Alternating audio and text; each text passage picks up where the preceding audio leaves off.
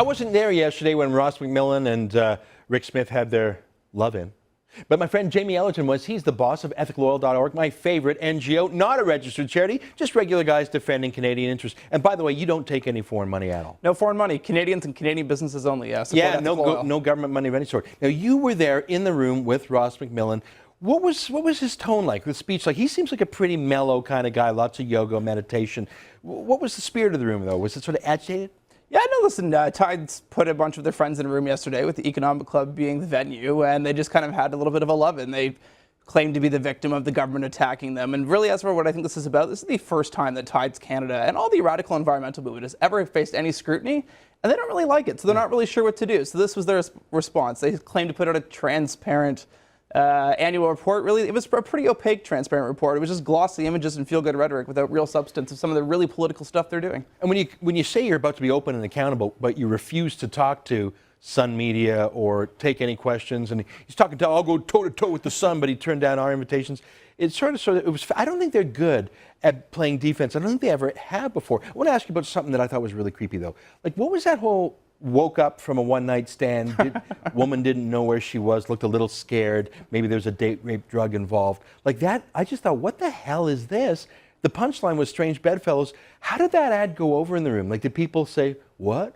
Yeah, some people kind of looked and had a bemused look on their face. Other people thought it was funny. I think the real question, if this is going to be their tagline going forward, as Tide brings together strange bedfellows, I want to know about their foreign affairs. Yeah. Organizations like the Oak Foundation, which has funneled millions into Canada, and as we know, after the budget, removed from their website the political purposes to fight the Northern Gateway Pipeline and Canada's ethical oil industry in general. Like, let's hear about these foreign affairs and what other strange bedfellows is Tide's in bed with that's funneling millions into the country. Well, one of Tide's Foundation's kept men, Rick Smith of Environmental Defense, he asked his sugar daddy a question. It wasn't really a question, it was a statement. It was, oh, that Ezra, oh, he should be censored. I mean, there was an implication there that the Broadcast Standards Council should shut me down, and they were really, really mad.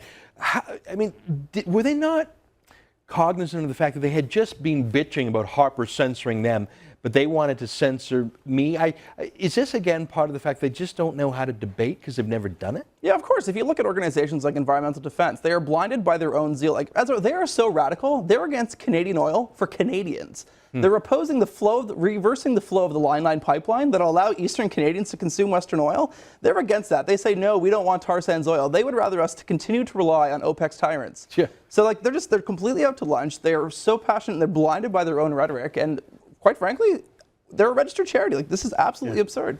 Yeah, I want to make it crystal clear. One of my favorite themes, Jimmy, you know this, is freedom of speech. I think we should have the right to be offensive and troublemakers, because one man's definition of offensive is another guy's definition of passion. Or so I want to let it all out there. But I would never claim that my advocacy is a charity on par with like a food bank. I think these guys have it in their mind that because they are saints in their own mind, they can do anything, and that the tax laws are for the little people. It reminds me of Leona Helmsley, that old New York hotelier who said, oh, taxes are for the little people. He would slap people around. I think these folks think they can get away with breaking the Income Tax Act that you and I could never do. Yeah, like one of the things they did in the lead up to the last federal election, Environmental Defense ran a partisan campaign singling out the member of parliament in Thornhill. And you might ask, oh, what was the partisan campaign? They boasted about it on their website. 50,000 phone calls. They campaigned door to door. These are robocalls or live calls? Do we know? We don't know. They posted it on their website. They won't tell. When I actually was debating Rick Smith on CBC, he said it was complete. At least he debated you. He won't debate me. Complete lies. That, oh, nothing but other lies. Even though it's right on their own website, posted in February of 2011. Well, that's the weird thing. I mean, I had a clip earlier in the show, Jamie, of Ross McMillan going on the CBC. Of course he'll go on the CBC. I mean, that's where David Suzuki lives. Saying, oh, no, we don't give any money to anything that is not a registered charity. But it's right there on their website. It's an absolute lie. Like, I don't know. I mean, if it wasn't also boastfully said on their website that they're giving money to PETA, and those are crazy guys. Or giving it to Forced Ethics, the Boycott Canada people, or Bridget DePape, that Senate page. Like, it's right there. Like, I didn't let's not forget about the Dogwood Initiative. They gave money to the Dogwood Initiative for their tar sands campaign. You know what Dogwood Initiative did? The Mob the Mic campaign, where they clogged over 1,000 people into the regulatory hearings to go give the same 10-minute diatribe as to why they were opposed to a pipeline. Like, that's not charitable work. That's not being an environmentalist. The real environmentalists are working for the companies and working with constructive organizations organizations in Fort McMurray and in Alberta actually addressing real environmental challenges, part of what makes our oil ethical. Clogging up a regulatory process with charitable money from tides, that's not charity. Yeah, I think it's really creepy. And I had a clip of the boss of the Dogwood Initiative, a young guy named Eric Swanson.